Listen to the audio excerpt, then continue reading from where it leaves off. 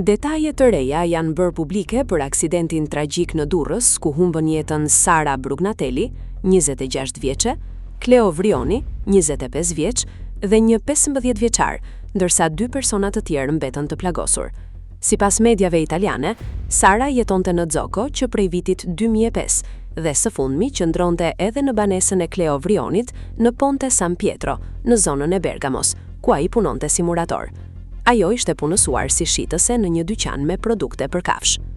Ende nuk është konfirmuar nëse Sara dhe Cleo ishin martuar pak ditë para aksidentit. Mediat shqiptare kanë raportuar se ceremonia mund të jetë zhvilluar më 16 gusht në Shqipëri, por familja e 26 vjeçares ka deklaruar se nuk kishte dieni për një martesë të tillë dhe po verifikon informacionin. Aksidenti ndodhi rreth orës 2:00 në një rrugë dytësore në Mans, teksa 5 të rinj po ktheheshin nga një lokal.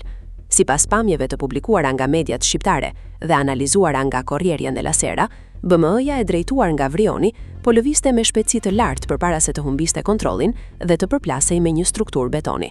Automjeti më pas u përbys.